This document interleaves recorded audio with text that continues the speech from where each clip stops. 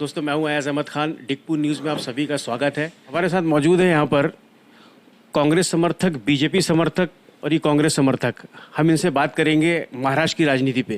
Sir, सबसे पहला ये जानना चाहेंगे कि जिस तरह से महाराष्ट्र की राजनीति में जो उथल पुथल चल रही है, जैसे शिवसेना के साथ हुआ तो बगावत करके एकनाथ शिंदे बीजेपी से मिले और आज जाके महाराष्ट्र के सीएम है, उसी तर्ज पे एनसीपी में भी देखा जा रहा है कि अजीत दादा पवार शिंदे गुट में जाके शामिल हुए और उनको महाराष्ट्र का डिप्टी सीएम बना दिया गया। क्या लगता है आपको, ये सही है? जब डिप्टी सीएम बना दिया गया है तो सही है, तभी बनाया गया है क्योंकि जो उसका हकदार होता है, अगर उसको उसके घर में उसका हक नहीं मिलता है तो लोग उसको चाहते हैं कि उसको उसका हक मिले। जैसे गांव में कोई पंचायत होती है, जब कोई फैसले नहीं हो पाते लोग इकट्ठा होते हैं, वो फैसला कर देते हैं। तो यहाँ लोग इकट्ठा हुए, फैसला कर दिए।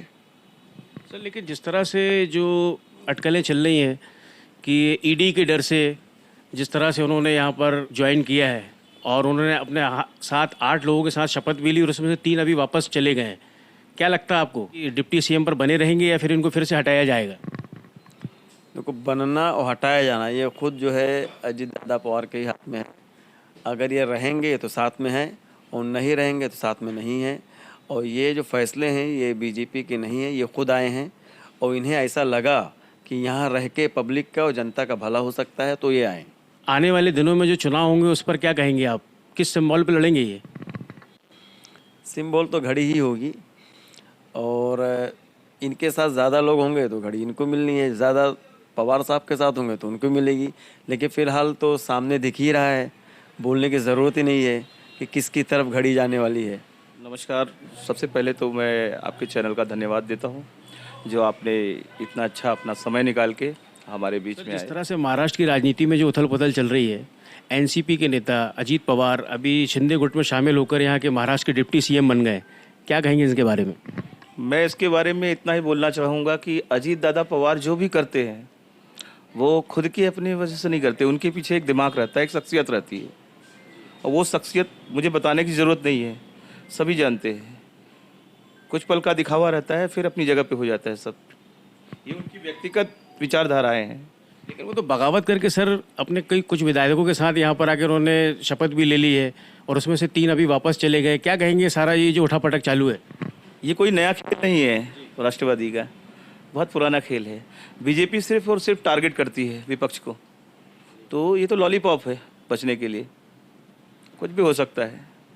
अभी जिस तरह से अजीत दादा पवार से पूछा गया कि आपने यहाँ पर डिप्टी सीएम की पद ली, आप शिंदे ग्रुप में चले गए, उन्होंने कहा महाराष्ट्र की भलाई के लिए जो हो सकता मैंने वो किया। लेकिन सवाल ये उठता, महाराष्ट्र की भलाई के लिए उन्होंने या कि अपनी भलाई के लिए ईडी के डर से?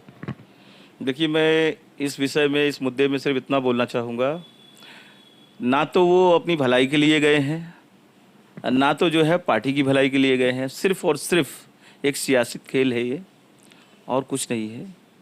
क्योंकि इसके पहले भी ये नई बात नहीं है, इसके पहले भी जा चुके थे वो, फिर रिवर्स आए।